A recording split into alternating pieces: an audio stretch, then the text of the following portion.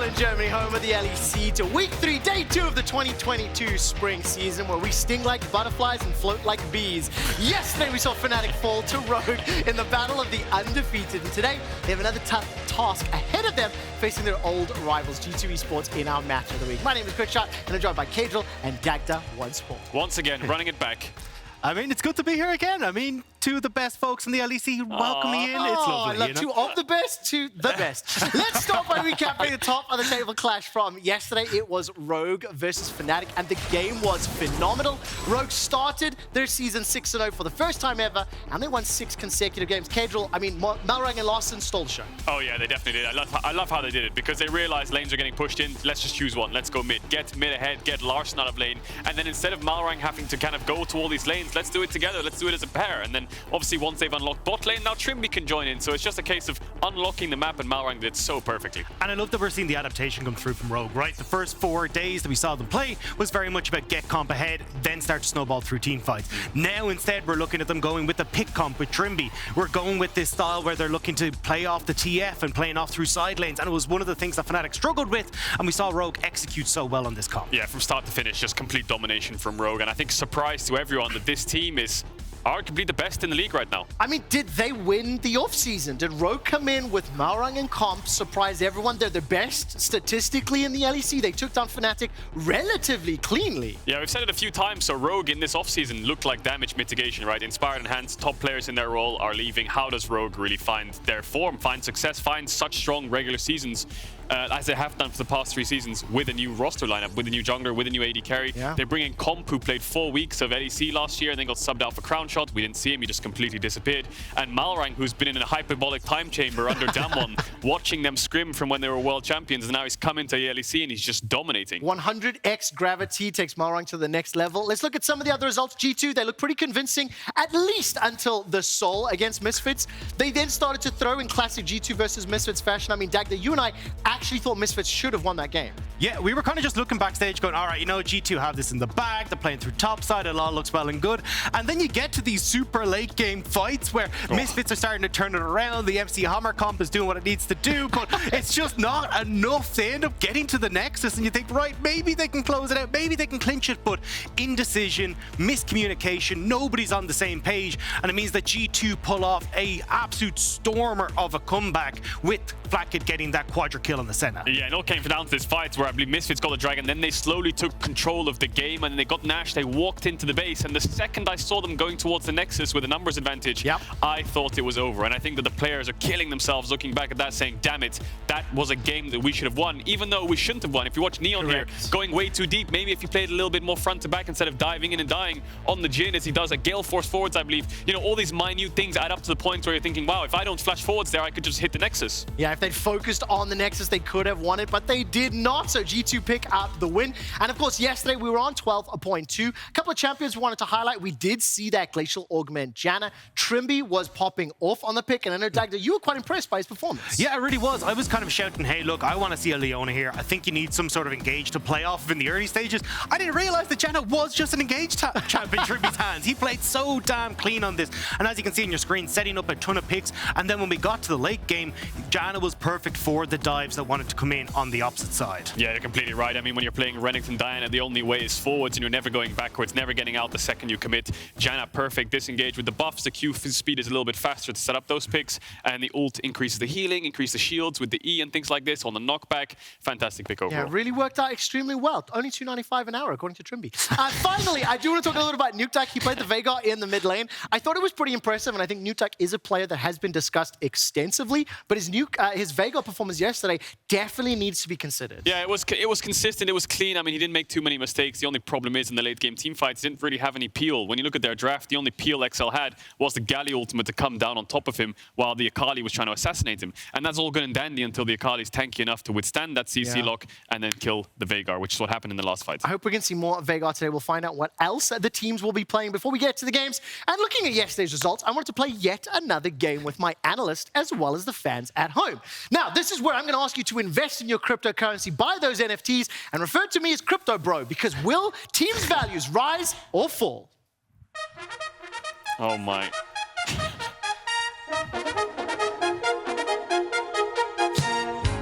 That's right, ladies, gentlemen, and everybody else. You can buy your stonks right now at discord.lec.gg. I need you to vote rise or fall. And as your resident crypto bro, I'm going to open the LEC stock market. It's pretty similar. I want my analysts to evaluate these teams and these stocks. Our very first stock up for grabs is Team BDS. They secured their second win of the season yesterday. They have beaten 2 out of the other bottom 4 teams.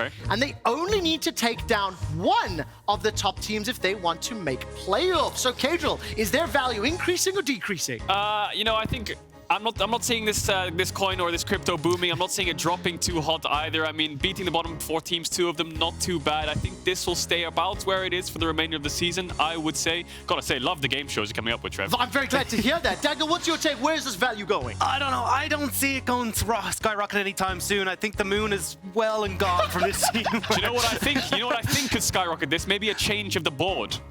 Oh, I like that indeed. We might see that next week if BDS seem to struggle because their academy team is looking hot. Interesting. So the struggling bot lane for this team right now. We need a fork. If you get a fork, fans at home are saying fall significantly. That is an 80% prediction that the value of BDS will be tanking. So do not invest. This is also not financial advice, and you cannot hold us accountable. Next up, we have XL. Their stock may have gone up after acquiring former G2 support Mickey. That was until they lost yesterday to the Mad Lions. Kadril, I'm going to come to you first. As an early investor? As an early investor. Also, I believe you lost a lot of money on some of those initial investments. Where is their stock going? I'm glad the LEC picked me up because that's where my stock started to go back up. Yeah, my stocks at XL are all in the ground, but I have faith in them this time around. The Mickey X pickup is a sell for me. I would buy that stock. I think it'll go on the rise. And when I say on the rise, it'll get into playoffs, but I think as soon as it gets into playoffs... Hang on. Yeah, as soon as they get to playoffs. They've never done that before. And if they do, I think it's going to fall. Dag, can you please take off those rose-tinted glasses that Kadril had? They play Rogue and Fnatic next week. Where is this stock going? Those rose-tinted glasses straight back on because I'm kind of in the same boat as Kadril here. I honestly think that Mickey, when he came in yesterday, didn't work out in the early stages for them, but definitely their mid-game map play was better. This could be something that pushes them sky high. I think you're all investing way too early. Fans at home thinking that XL's value is going to rise, but what do I know? Now, let's take a look at everybody who's bought their Vitality stock. They went 0-3 in Super Week, only to bounce back on a 3-game winning streak. Early investors would have panicked, maybe sold early, but now they're looking strong. On paper, they're looking to challenge the top teams. They might even be a title contender. Diamond Hands, baby! You gotta hold it on the week 1. The Paper Hands bails out on week 1. Diamond Hands stays strong. Yeah, I think this stock's rising. I didn't have the Diamond Hands. I gotta go dumpster diving for my USB because I gotta go find where I've had these old coins because Vitality look absolutely insane. I'm so excited to see them today. Take a look at the percentage vote behind you, gentlemen. 95% of fans at home 6% Paper Hands think this Vitality is going to the moon. Thank you all for participating. I hope you wisely invested in the correct stocks. Once again, this is not financial advice. Now, Dagda has joined us all weekend long. I thought I would like to take a look at his home region, not island, the LPL. This is, of course, the reigning MSI and world champions. What is going on over there? I know it is the Lunar New Year, and maybe you can briefly explain what the LPL is for people who may not know. Yeah, the LPL is the Chinese League of Legends, pro league over there. So absolutely going on to the break for the moment, but 17 teams battle it out. It's a lot of teams to try and keep in check with. But yeah, it looks really good. We've just finished week 3. We will be starting back up next Thursday. Following Thursday. Yeah, I'm super excited to see everything. And yeah, I mean, for LPL, a lot of question marks about where those teams are going to end up slotting. No, I don't care about the teams right now. I just have one question. When does Uzi play? After Chinese New Year. It's the same every year, and I have not read Twitch chat where it's not just, where's Uzi? Even if BLG aren't playing. Yeah, but the step-in for Uzi has been Doggo, and this guy has been playing so well, carrying so many wins on Aphelios, Gale forcing forwards, incredibly big team fights. Yeah, Doggo's been absolutely insane, and honestly, he's already talked about how he's been learning a lot from Uzi behind the scenes and get himself set up, and honestly, you can see the results when he's on the Rift. Well, let's talk about some of the other teams that have impressed both of my analysts from the LPL. V5, Rookie and Car. Karsa, the lineup is stacked from just mid-jungle alone. This team is currently sitting at 3-1, and every single game I see this team play, they are popping off, they're smurfing, they're playing so good. And Rookie, to me, I can't wait for the rise of Rookie this year, which I feel like is going to happen. Again? Every game, so good. Yeah, if you watched Rookie back in 2021 for Invictus Gaming, he looked sad, he looked lost, he looked like his heart was broken, but coming on to V5, he looks revitalized. I'm so excited to see what he can do, especially that strong mid-jungle, setting up for Photic and PP God in the bot lane. It just looks so damn good for this team. Now, of course, the photos you're seeing on your screen, they are old. You might remember them from 2018 when Karsa won MSI and Rookie won Worlds. Yeah. So look, these are some really big names. Talking about winning Worlds, the current world champions, EDG, they are undefeated, and that is a shock. They are terrifying. EDG look like, not that they're coming out of Worlds, that they're just going in, getting ready for Worlds. They have all these new picks that they're bringing out, like the Predator Annie as an answer to Jace in the top lane. We're seeing them even innovate on the way the TP's been used in the LPL, with solo laners TP into lanes and looking for lane ganks off it. It has been so damn clean, and honestly, I thought these guys were going to come in looking weak. I've never seen them looking stronger. Yeah, they look fantastic. There's two teams undefeated in the LPL right now. One of them is the reigning world champions EDG, and one of them has a special player everyone will know, Doinby. He's now on LNG. He's moved from FPX, winning Worlds in 2019, bombing out in 2021 in group stage, onto LNG now, who did make it out. I think that they have such a fantastic roster with Ale in the top lane, Tarzan in the jungle, the bot lane with Light, 3i1D, and then Doinby coming in for Icon is just going to upgrade this roster so much. They're undefeated, they look great. Some of their games have been a little bit happy, we'll say, but they're still undefeated. Happy games, I like that. Lumao has been an interesting pickup. I know himself and Doinby are really good friends, and they're trying to get that synergy down, but Lumao likes to just kind of wing it sometimes and full send it, so he's got to kind of rail that back in a little bit. I've been watching so much LPL this year, and one player I've had my eye on, Trevor, is a player called Hang. Now, he's on FPX, he's their support, he's kind of like debuting now. He was on RA, I believe, last year, but now he just looks so good. I call him Hilly Hang because he's so crazy. He'll walk up to you in lane level 1, flash hook you, miss, and then just walk away. So 2021 Hilly is what you're saying? 2021 Hilly. He sucked all of the int out of Hilly, and now he's just doing it in the LPL, but with style. Yeah, Flash is just a basic ability to this dude. It is nuts. Dagda, LNG versus EDG, who do you think will win when they eventually face? EDG hands down. Well, there we go. EDG hands down. Listen, you've already picked out like incorrect predictions on my show, so I don't know if I can trust you on yours. Let's move on for some legendary players in the LPL to a legendary player in the LEC. Formerly LEC. For the first time since 2013, Rekkles is not part of the league as he joined Common Core in the LFL prior to the season. Law is standing by to tell us more about his journey so far in this special edition of Recce Check.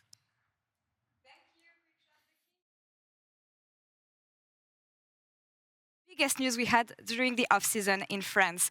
And with Common Core being the unstoppable force they were last year, the expectations were high both for the fans but also for the teams who now had even more fuel and extra motivation to take them down and fight. At the beginning of the year, I got the opportunity to interview Rekkles about his new journey, and he clearly expressed that joining this team inspired him to come back stronger, as it gave him vibes from his early days with Fnatic, which he had been missing for so long. Now, Casey and Rekkles started out the year with the W, taking down Summer Champions Misfits Premier in the opening match of the LFL, and with this convincing win, we thought that all lights were blue for K-Corp in 2022, but things got a bit more complicated after that. Following week 3, Casey is now 8th team in the standings with a 2-4 record and a 3-game losing streak. With Targa joining G2 and BDS for K-Corp, Casey had to rebuild around younger players with the likes of Centrez and Antera, and this mix of players is kind of struggling to find an identity, which is what we can see through their games right now. Casey have good early games, but they have a hard time translating it into mid-game pressure and well-rounded team fights, which is a symptom of new teams learning how to play together. But we can only assume that experienced players like Cabo, Sakan, and especially Rekkles himself will find a way to click together and climb up the standings in the most stacked IRL right now. When we look at Rekkles in particular, he is still the stable player we knew from the LEC, and with a better synergy and more time with the rest of the squad, we can certainly give him the ability to be the difference maker we expect him to be with K-Corp and in the LFL. Now, The real question is, should we be worried for Rekkles and the Blue Wall? Fans remain hopeful and players as well. And next week, they will play offline in Nice and they will have an important challenge versus Vitality B, one of the strongest teams we have right now in the LFL. This is the moment to turn things around and start making a comeback in LFL Spring 2022. Later tonight, Rekkles' former team in the LEC and long-standing rivals Fnatic and G2 Esports will clash in our LG Ultra Gear Match of the Week.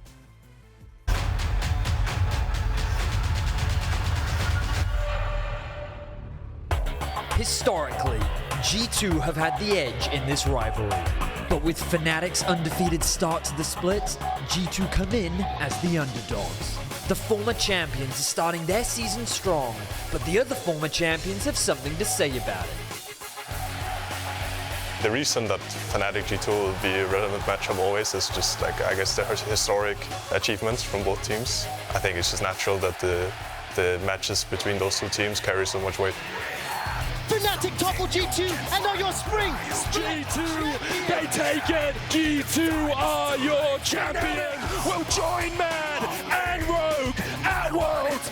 These organizations have been responsible for some of the greatest moments in European League history. And watching them face each other feels like you're watching a battle for the soul of the LEC. Even if there's only Hylissang left from my time in Fnatic, I can still feel the rivalry going around with us. I will always have that with Fnatic. There will always be this feeling of proving that it was the right decision to move away, even if it's so many years ago at this point. This is the beginning of a new chapter for both of these teams. It is a chance for these players to stamp their mark on a clash that has lasted years. With Wunder coming to us now, I think the rivalry got another layer to it because finally Fnatic got a player from G2 and not the other way around. It doesn't mean that new wounds cannot be formed by old allies. When it comes to Wunder, I know him and I know how good he can be. Oh my god, the footwork! Oh! Are they gonna get him? No! Wunder! You god amongst men! But I also know that he's not always in his top pick. I mean, if he plays all the mechanically hard champs, I might probably just laugh at him when he ganks my lane, but I think if he can go back to like Zac or Sejuani, I think he'll perform pretty well, yeah. Jankos are forced to try and take this tower, but it's Jankos from behind! And new rivalries are born. I'm really excited to actually face G2 because of my Spanish boy FLICKR. I really want to beat him up. It feels kind of weird to be suddenly a part of it because I've been watching those teams play against each other for years now, and now this year I'm gonna be part of those games, so it's definitely very exciting. Such a big fan. Ooh, Boneskeeper comes out just in time. Aurelia now throwing out the ult. That's the lockdown. Target is incredibly squishy, but G2 have the damage. As the Flame Choppers, there's Advienne flashing away, but the flash chase is there. Exhaust not enough to keep Advienne alive.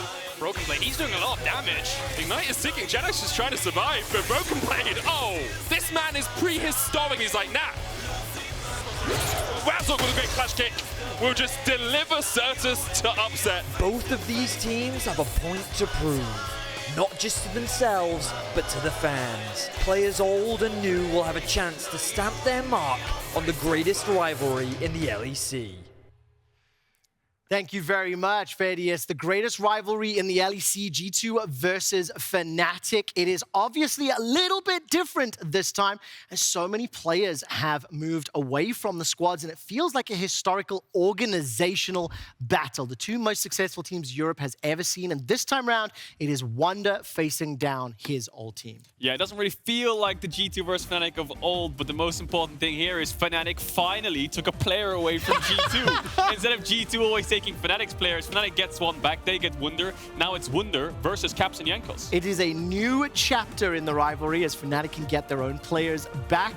Dagda, when you look ahead to this game, it feels to me like G2 Esports are the underdogs against Fnatic. But the thing I can't put my finger on right now is just how much. Yeah, I mean, it's hard to not be an underdog going up against Fnatic, right? Only lost to Rogue yesterday, but it did show that they could bleed. And I think the big thing when we look at G2 is the style of game that they play is very much about opening up the map, creating that chaos. And it feels like if G2 can find these side lane plays and look for these picks like we saw from Rogue yesterday, they could take this. So definitely underdogs, but not completely out of it. Kedril, when I take a look at the players that have come into these rosters that will be wearing the jerseys for the first time, you heard Razork talking about FLICKR.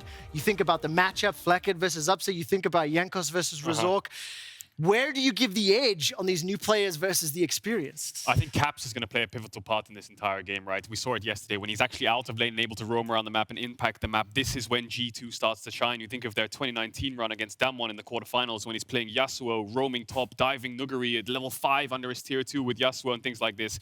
G2 really looks confident when Caps is confident, and I think mid lane is going to be the pivotal matchup. Mid lane, a pivotal matchup. That will, of course, be the 5th and final game today. We have an incredibly stacked schedule. The top 6 teams will be clashing in our final 3 games of the day. But I think just as crucially, the bottom 4 teams will be competing in our opening matches. I mean, Dagda, you've just had such a lucky weekend of games, but also this is really where we're going to start to put some differences between 1st and 6th, as well as 7th through 10th. Yeah, I mean, it's been an insane weekend, and as we look like teams like Astralis, right, you end up potentially going 0-7 here. Not exactly the best of starts if you're trying to put yourselves in towards playoff contention. Not the best. Yeah, look, you brought me along for the analysis. Here's that hard-hitting analysis. That is top-tier analysis. Can you argue with this? Can you argue with this? Let's get back to the match at hand. I can't. He's sometimes good, sometimes not good. Lore was joined by one of the shining lights for BDS, Syncroft. Thank you very much, guys. And Syncroft, thank you so much for joining me ahead of your game. As we just said, you're one of the shining lights in the LEC right now, and especially for BDS. Even though you guys had mixed results, how do you reflect on your performance so far? Hi, nice to meet you again. Yeah, I mean, so far, I think it's been going great, I would say, outside of my Lee Sin game, I think. I don't know, maybe it's just pure luck. Maybe I improved.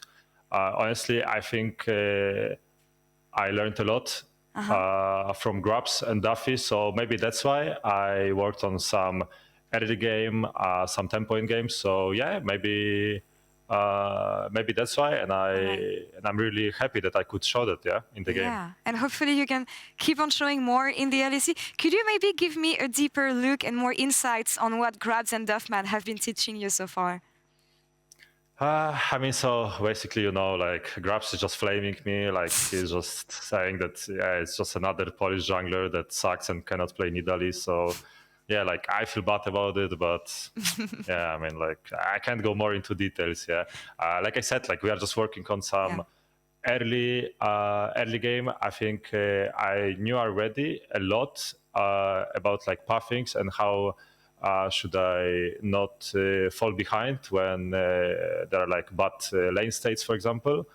But yeah, like we are just trying to push that even harder, and hopefully we can also work on my mid game, because I think I used to struggle a lot in mid game and to find myself in the fight. And yeah, I mean, it's just like I said, the learning process for me. I know I'm not 17 years old, but I think I'm open-minded, and yeah, like there's still a lot to learn. And yeah, I cannot give you like more details, about what we work, because yeah, like there's a match today, and the enemies, they are just waiting for it. Yeah. Sure. Keep your secrets. Don't want to spill the beans before the day. Well, give me more about the match then, because you'll be facing off against SK Gaming, which are not in a good position also right now. So more maybe about the matchup coming, and also facing Gilius in the jungle. Well, to me, it looks similar to yesterday game versus Astralis. I feel like Gilius is also this kind of player who likes to cheese a lot. So I just need to be really mindful about his pathings and the early game, because yeah, like this guy is just not playing according to like standard. Yeah, like he can just do something really crazy that can like work or not work, as you could see in the previous games. So yeah, I would just say that this guy is just like high risk, high reward to the jungler. And yeah, like to me, there's like, this team is nothing special. They are probably on our level or a bit lower, I would say. So yeah, it's just about the early game to me. So I just need to make sure I can keep the Gilius. I hope he won't be the God Gilius, you know, versus us today. And yeah, like that's my job, and I hope I can succeed on it. Yeah. You have your enemy all figured out, it seems, Syncroft, and I can only wish you the best of luck on the Rift today. Thank you so much for the interview. Good luck against SK. And for more on Syncroft's early pathing, back to Dagda. Thank you, Laura. You just heard from the man himself, and I wanted to quickly run through why I'm so excited for Syncroft. We're going to be looking at the Astralis game from yesterday, and there's a couple things that I want to set up just as we get into this, right? So, you've got, at least from the get-go, Olaf pushing in on this top side. If I can get this to work. Come on, buddy.